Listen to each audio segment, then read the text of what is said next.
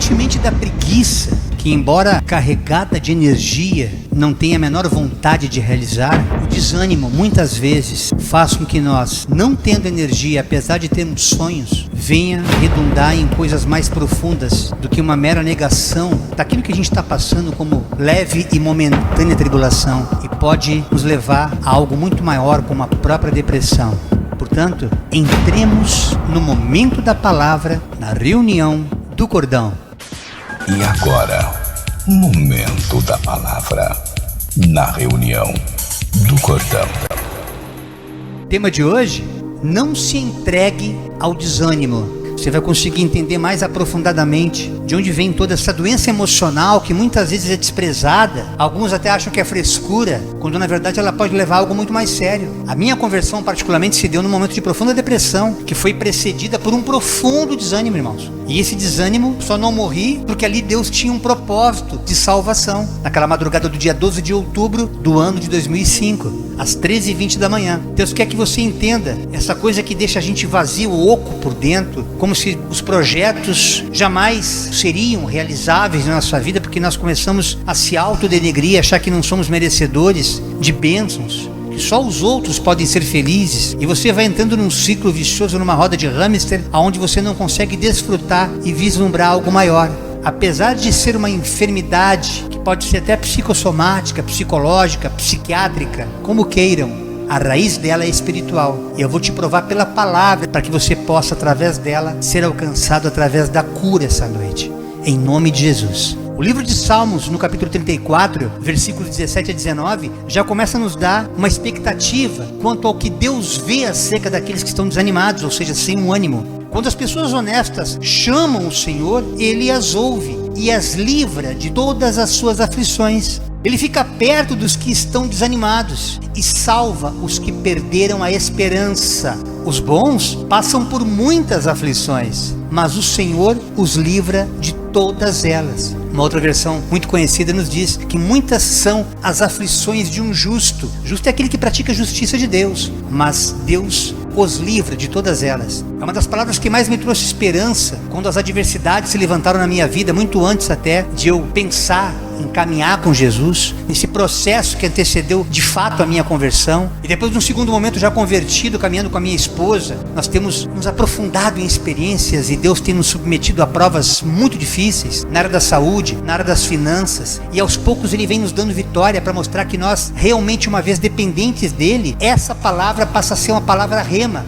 como uma pregação que eu fiz outro dia, que está no nosso canal no YouTube, eu vou deixar o link depois. Quando a palavra deixa de ser apenas uma informação teológica, quando ela deixa de ser apenas um conhecimento bíblico e passa a ser manifestação do poder, como se fosse um WhatsApp celestial, Deus falando conosco através das Escrituras, você começa a encarar de um outro modo, de uma outra maneira, e o teu posicionamento acaba se alterando. Tanto que esse salmo foi composto por Davi quando ele estava fugindo do rei Saul e fingiu demência diante de Abimeleque. Foi tremenda essa história, irmãos. Davi estava sendo caçado, procurado, queriam a cabeça dele, porque a inveja, o ciúme de Saul era tamanho que ele não aceitava Deus ter repudiado ele, porque ele se rendeu à desobediência. E toda pessoa que é desobediente a Deus, Deus simplesmente vira as costas e lança a pessoa à sorte.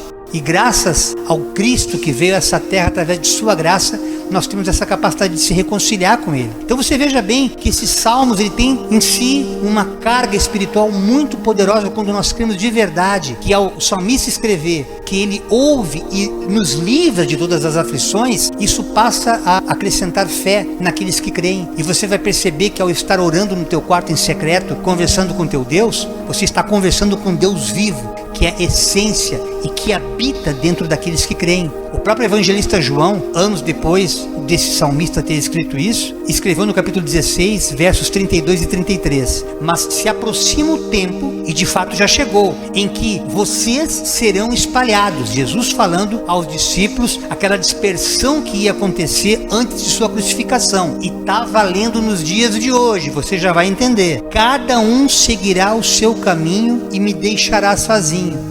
Quantas vezes, irmãos, por dureza de coração, por desobediência, por achar que essa religião, eu tenho a minha religião, cada um no seu quadrado. E as pessoas vêm com seus discursos, suas ideias distorcidas acerca do que realmente é o Evangelho, de nosso Senhor e Salvador Jesus Cristo, Ele que não veio à terra fundar uma religião, fundar uma crença, nem uma ideologia. Ele veio trazer a verdade através da palavra, para que nós tenhamos salvação e vida eterna com Ele. Mas muitos não creem nisso. Por isso que ele falou aqui, o evangelista registrou, que ele afirma depois dessa frase: mas não ficarei sozinho, porque o Pai está comigo. Eu lhes falei tudo isso para que vocês tenham paz em mim. E aí ele nos advertiu acerca das aflições que a gente tem passado, cada qual em uma área, ou muitos em várias áreas. Aqui no mundo vocês terão aflições, mas anime-se, tenha um bom ânimo, que eu venci este mundo. Ou seja, o que ele quer dizer? Aqueles que morrem vão para a cruz comigo, ressuscitarão comigo. E ele não está falando só na vida vindoura, não. Ele está falando nesse tempo. Se nós nos rendemos a Ele, crucificando a nossa própria vontade, nossa própria carne, nosso próprio eu, e decidimos por livre e espontânea vontade, ainda que Ele tenha nos escolhido primeiro, Ele tenha nos chamado, nos separado, mas ao atender, ao cumprir, obedecer a sua vontade, Ele começa a se derramar e manifestar a sua graça durante esse processo, esse período de aflições, que é leve e momentâneo, como toda tribulação que é passageira. Paulo, séculos depois, ele também fala na segunda carta aos Coríntios, no capítulo 4, versos de 8 a 12, 52 anos, 55 após Cristo, contando o próprio testemunho dele, coisa tremenda isso. De todos os lados somos pressionados por aflições, mas não esmagados. Ficamos perplexos, mas não desesperados. Somos perseguidos, mas não abandonados. Somos derrubados, mas não destruídos. Pelo sofrimento, nosso corpo continua a participar da morte de Jesus, para que a vida de Jesus também se manifeste em nosso corpo. Sim, vivemos sob constante perigo de morte, porque servimos a Jesus, para que a vida de Jesus se manifeste em nosso corpo mortal. Assim, enfrentamos a morte, mas isso resulta em vida para vocês. Ainda que nós percamos o fôlego, ainda que a vida seja tirada dessa carne, nós todavia não veremos a morte, mas passaremos dessa vida para a vida eterna. Quando a pessoa que está desanimada, diante das circunstâncias, frente aos problemas, seja na área da saúde, quando a medicina diz que não tem mais jeito, que tu estás desenganado, meu irmão, minha irmã, ou quando as finanças não cobrem o teu orçamento mensal, você pai de família que está desempregado e muitas vezes entra em desespero, você que muitas vezes pede seus filhos para as drogas, para a prostituição e tantas outras coisas que te afastam da fé que possa te conectar a esse Deus, apesar de todo esse desânimo que o diabo tem insistido para transformar em depressão, para te levar a um suicídio, para que tu não te relacione mais com o teu Criador, para que verdadeiramente tu não creia que há um Deus manifesto para a humanidade através da sua palavra. Nessa noite ele quer se revelar em espírito, ainda que tu não conheça o texto, ainda que tu não conheças a palavra. Deus, a exemplo do apóstolo Paulo, que teve um profundo encontro com ele quando perseguiu os cristãos a caminho de Damasco, nessa carta aos Coríntios, ele fala que todas essas aflições que ele passou, ainda que ele tenha ficado perplexo, nada conseguiu fazer com que ele se afastasse deste amor. Nada fez com que ele deixasse de perseverar até o fim. João, o evangelista, 95 anos depois de Cristo, ali em Apocalipse, quando ele estava preso na ilha de Patmos, ele também, depois daquelas 7 cartas apocalípticas que foram escritas às igrejas, nessa última carta à igreja de Filadélfia, que era uma igreja fiel, uma igreja correta, entenda que igreja aqui não quer dizer necessariamente prédio, não quer dizer congregação denominacional, está falando de um corpo, são espectros, são caráteres das igrejas, e aqui se manifesta a igreja fiel, ou seja, eu e você, juntos na presença do Senhor, somos um corpo vivo. É dessa igreja que Cristo fala, não de uma religião humana, não de uma doutrina humana. E aqui ele fala, quando Jesus realmente se manifestou em espírito, já ressurreto, já à destra do trono do Pai, quando João preso naquela ilha de Patmos e escreveu tudo o que o Cristo falava para ele. E o texto nos diz: eu sei o que vocês estão fazendo, sei que vocês têm pouca força, vocês têm seguido os meus mandamentos, os meus ensinamentos e têm sido fiéis a mim. Eu abri diante de vocês, igreja fiel, uma porta que ninguém pode fechar. Escutem, diz o texto, quanto àquela gente que pertence a Satanás, aqueles opressores espirituais que na época dos judeus, chamados de sinagoga de Satanás, tem aqueles que são sinagoga. Enquanto nós somos a igreja de Cristo, sinagoga é aquele santuário judaico onde eles leem lá a Torá, aquela cultura, desde aquela época que precedeu a Cristo, muitos pseudo-judeus estavam ali, assim como pseudo-crentes hoje. O inimigo sempre usando a humanidade para tentar jogar a religião contra o próprio evangelho. Aqueles mentirosos que afirmam que são judeus, mas não são, como nos dias de hoje, como muitos mentirosos que afirmam ser cristãos, mas não são, não têm testemunho prático de vida, não são igreja viva do Senhor, são apenas estereótipos religiosos que eles carregam de acordo com os dogmas humanos que eles creem. Eu farei com que eles venham e caiam de joelhos diante de vocês. Aqui Deus fala de justiça divina sobre aqueles que têm se levantado contra a própria igreja, e todos eles saberão que eu amo vocês, igreja, aqui no caso representada pela Filadélfia. Vocês têm obedecido a minha ordem para aguentar o sofrimento com paciência. A Filadélfia não estava murmurando, não estava se queixando, estava pedindo sim: Senhor, me dá graça para suportar o que o Senhor está fazendo suportar, porque sem a tua graça eu não tenho forças para continuar, por isso que a sua graça me basta. E por isso eu os protegerei no tempo da aflição que virá sobre o mundo inteiro, para pôr à prova os povos da terra. Irmãos, esse texto foi escrito 95 depois de Cristo. Hoje, segundo o calendário gregoriano, nós estamos no ano de 2026. Tem uma defasagem de 6 anos mais ou menos, mas só para a gente se situar em tempo e espaço na história da humanidade, pelo calendário cristão, nós estamos mais de 2000 anos depois de Cristo. Esse texto se encaixa perfeitamente no momento que estamos vivendo hoje. Os sinais se multiplicam, basta você assistir aos jornais, internet ou televisão ou rádio. Todos os meios de comunicação têm mostrado guerras, rumores de guerras, como ali no Irã, Estados Unidos, todos envolvidos ali juntamente com Israel, China se movimentando, Rússia se movimentando, e nós aqui... Ai, meu Jesus Cristinho, dai graça de suportar essas aflições. Mas você não entendeu que essas coisas precisam acontecer para que o nome do Senhor venha a ser exaltado. Por isso peça graça nesse momento de desalento, onde você vê tanta tragédia, não só lá fora como aqui também, o amor de muitos, de tantos se esfriando, pai matando filhos, filhos matando pais, e o amor cada vez se dilacerando e virando uma pasta, sim, um mínimo sentimento de humanidade pelo próximo. Mas Deus falou que isso aconteceria. Portanto, é necessário que nós, enquanto igreja, enquanto corpo, confiemos no poder da oração, sobretudo quando 2 ou 3 se reúnem na presença dele. A oração de um corpo é bem mais poderosa do que a oração de um justo. Se a oração de um justo pode muito em seus efeitos, imaginemos mais justos, vários justos reunidos para interceder em favor desses tantos que estão sofrendo, inclusive de outras nações. E estudando as escrituras, irmãos, eu me peguei num livro de Neemias, foi um livro escrito 430 anos antes de Cristo. Eu estava aqui conversando com o Senhor, tantos vídeos, tantas ministrações que a gente tem, e são tão poucos os retornos que a gente recebe. Eu comento com os pastores: por que tão poucas pessoas assistem aos nossos vídeos? É um desinteresse, é uma frieza. Eu fico me desdobrando de forma pedagógico-didática para que você realmente leve essa palavra e consiga digerir, não engolir, mas digerir bem mastigadinha. E mesmo assim, irmãos, as coisas não acontecem. E aí eu fui para a história e lembrei quando Neemias reconstruiu os muros de Jerusalém, onde com uma mão ele estava construindo os muros e com a outra estava com uma espada se defendendo dos inimigos. Quantas vezes a gente tem que estar buscando Deus e guerreando no mundo espiritual para combater inimigos ocultos, inimigos invisíveis. E aqui Neemias narra no capítulo 8, versos de 2 a 3, quando Esdras, o sacerdote, realmente se manifestou para ler o livro da lei, quando aquele povo sai do cárcere, sai daquele cativeiro, nunca mais tinha ouvido a palavra de Deus, e de repente ele se predispõe, e aí ele convoca todos para uma reunião, tipo reunião do cordão, só que era numa praça, não era num templo, era um lugar aberto.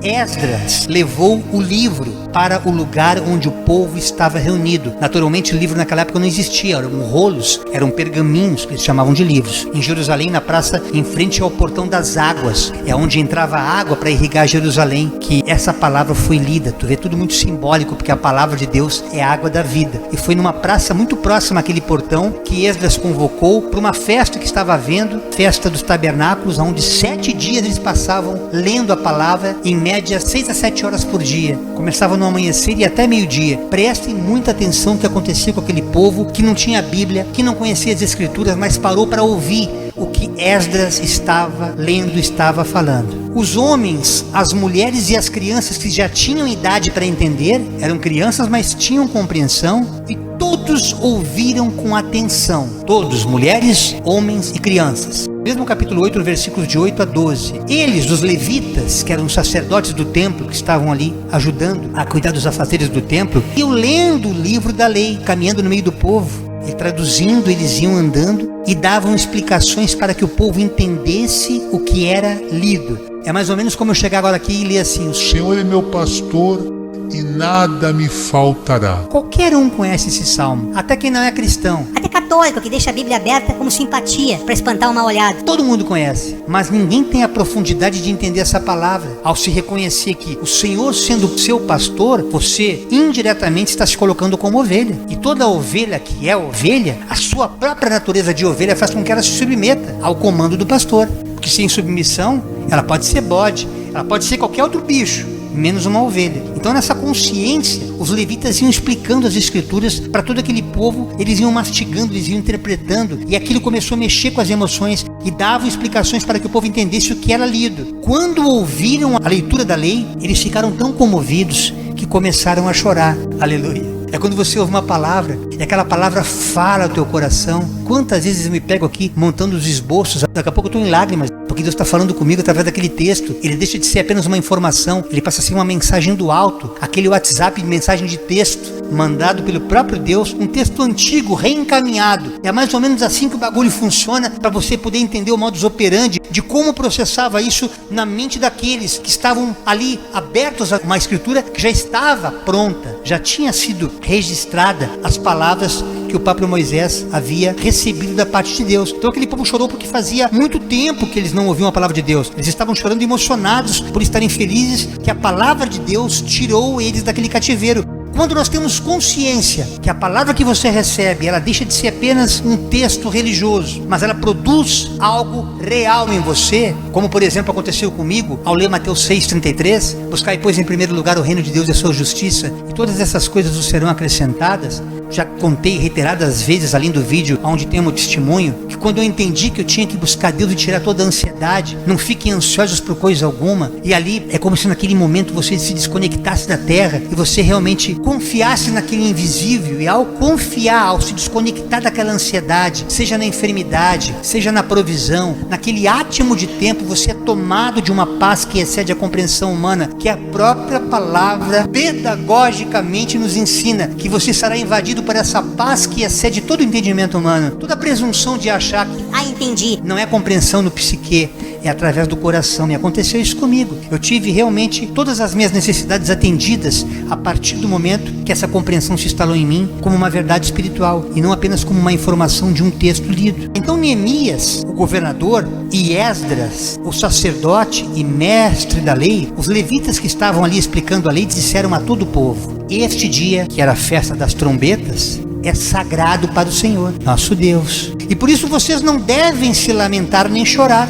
Legal que vocês estão arrependidos, legal que caiu a ficha de vocês, mas é dia de alegria. Regozijem-se porque vocês tiveram a revelação, a compreensão de que toda a escritura é sagrada, ela é inspirada por Deus. Ao entender isso, vocês não vão mais chorar. Vocês vão agora para casa e façam uma festa. Repartam a sua comida e o seu vinho com quem não tiver nada preparado. Nós temos vizinhos aqui que fazem isso, repartem os seus alimentos e vivem nessa alegria. Tá tudo difícil, ela tá sempre rindo. Por quê? Porque essa alegria não vem dela, vem de Deus. Este dia é sagrado para o nosso Deus, portanto, não fiquem tristes. A alegria que o Senhor dá fará com que vocês fiquem fortes. Como diz a outra versão que é minha preferida: a alegria do Senhor é a nossa força. Que essa alegria, apesar das adversidades, apesar das circunstâncias, apesar dos prognósticos ou diagnósticos, invada o teu coração, a tua mente, para que tu sejas transformado e através dessa mudança de mente, desta metanoia, tu possas viver os milagres que Deus tem preparado para a sua igreja.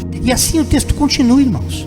Os levitas foram pelo meio do povo, acalmando-os e dizendo que não ficassem tristes num dia tão santo. Então todos foram para casa e comeram e beberam alegremente. E o que eles tinham repartiam com os outros, porque entenderam o que havia sido lido para eles. Quando você entende, você oferta a tua vida no altar. Quando você entende, você se entrega à palavra. Quando você entende o texto, você se submete à palavra. Quando você entende a escritura, você não consegue mais ficar em silêncio e deixar de pregar para outros. Quando você compreende os mistérios de Deus que Ele tem na tua vida e através da tua vida alcançar os outros seus, familiares, amigos, conhecidos, vizinhos, seja quem for, Deus fará o melhor, acrescentando a ti tudo aquilo que foi motivo de choro, motivo de tristeza, motivo de desânimo. E nessa noite Ele está curando desanimados através dessa palavra. Ali Deus operou profundamente profundamente com toda a sorte de bênçãos. Por isso que eles podiam se alegrar, porque a alegria da salvação, ela supera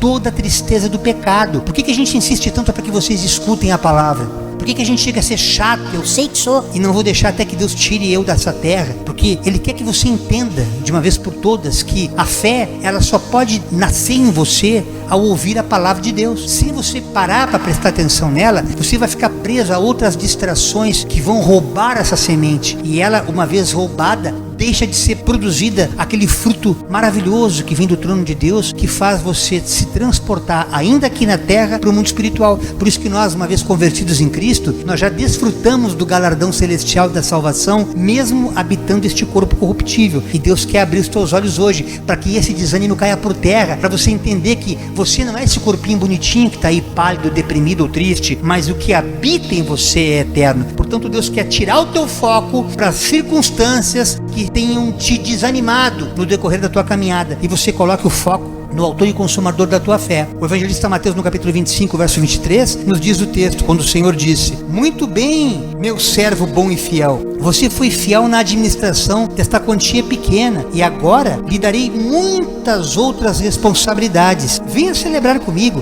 Isso aqui é uma parábola maravilhosa, a parábola dos talentos, aonde aquele servo que multiplicou 2, ele foi recompensado exatamente igual àquele que tinha 5 e multiplicou 5. Deus não está preocupado com quantidade de oração, com quantidade de obras que tu faças na presença dele, mas ele está preocupado com a qualidade que tu estás fazendo, para que esse evangelho, uma vez pregado, multiplique-se na vida de todos aqueles que ainda não receberam essa informação, para que muitos desanimados, através da pregação, através da tua palavra, possam ser alcançados. O livro de Eclesiastes, o sábio Salomão, ele que depois de velho, já arrependido da idolatria que ele praticou em função das muitas mulheres com quem ele se casou, todas estrangeiras, egípcias, moabitas, amonitas, todas elas trouxeram a ele a apresentação de falsos deuses, mas já no final da vida, arrependido de tudo isso que ele praticou, ele chegou à conclusão que debaixo do sol tudo é vaidade, e então ele deixou essa pérola em Eclesiastes capítulo 9,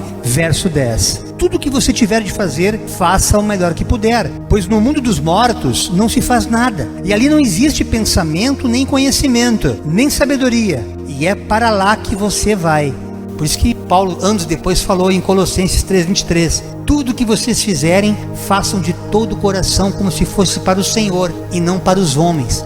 Quantas vezes, irmãos, nós nos decepcionamos com o ser humano, seja na família, seja no trabalho, seja nas relações entre vizinhos, onde quer que você esteja, e muitas vezes, por você não discernir esse pensamento, essa revelação divina, que é a Deus que você tem que agradar, que tudo que você fizer, faça como se fosse a Ele, ainda que você ajude uma pessoa que aos teus olhos não tem a menor motivação para você ajudar, talvez nem mereça, mas a graça de Deus que te alcançou, quer alcançá-la também. Por isso que Deus faz com que nós nos prostremos na presença dEle, e através desta subserviência a essa palavra, você automaticamente é transformado, porque você não vai se decepcionar mais, porque tudo que você faz é para o homem. Eu muitas vezes me entristeço, mas não paro de trabalhar juntamente com a minha pastora na edição desse vídeo, que ainda que muito poucos assistam a esse vídeo, eu estou fazendo para Deus. E como nós nos regozijamos aqui, irmãos, assistindo, ainda que depois de muitas horas, porque tem parte do trabalho dela que eu não vejo. Eu edito ali, mas eu não estou conseguindo ver o resultado daquilo, porque é tudo muito prático e muito técnico,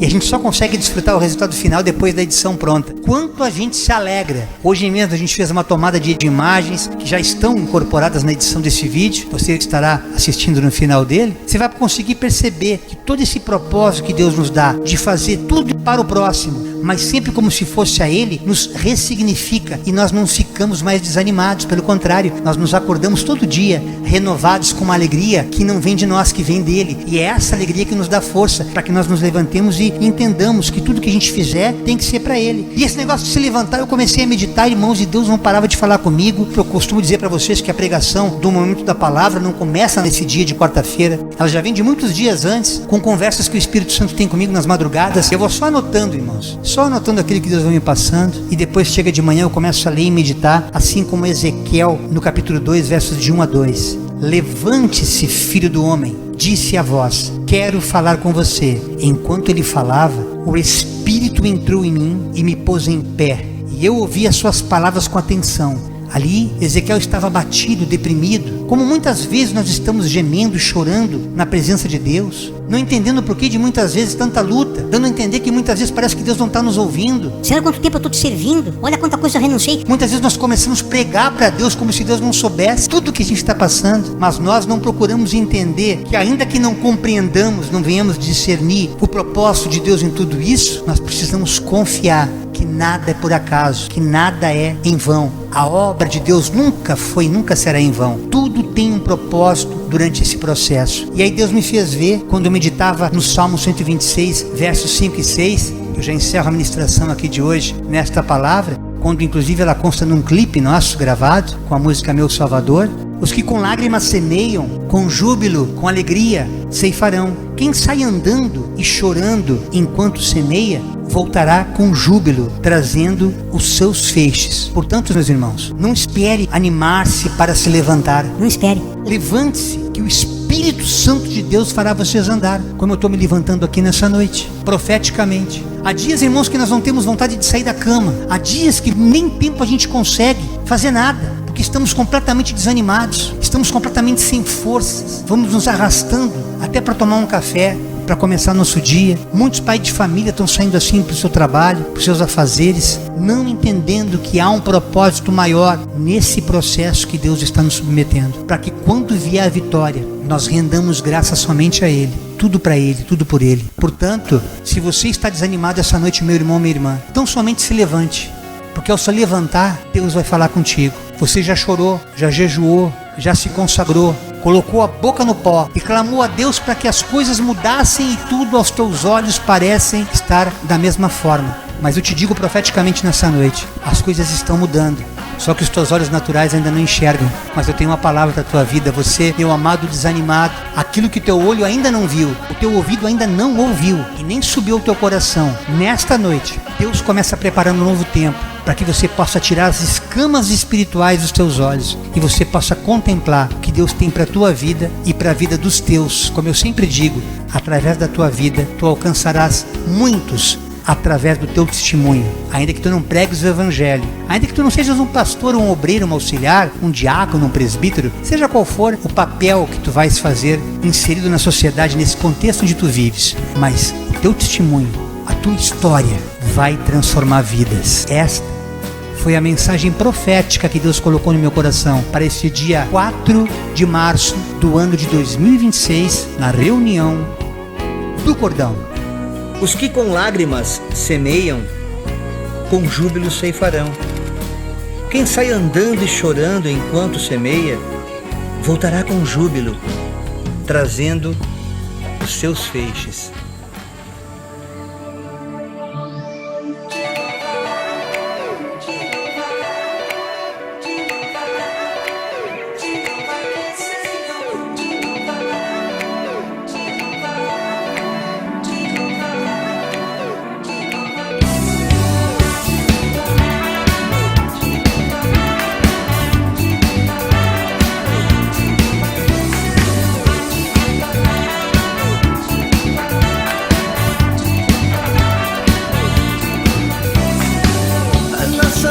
Se encheu de riso e a nossa vida se encheu de canto. Pra que viver sofrendo assim, chorando? Tudo coopera para aqueles que o amam. Foi Jesus que me libertou, cuidou de mim, transformou meu coração.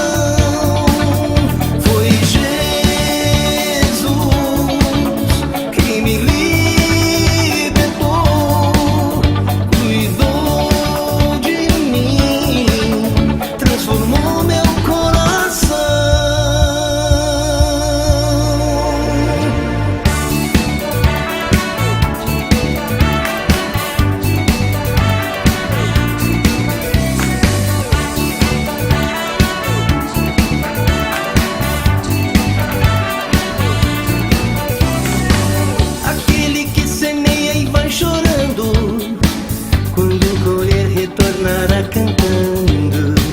Dos teus problemas Deus está cuidando. Ajude aquele que está precisando de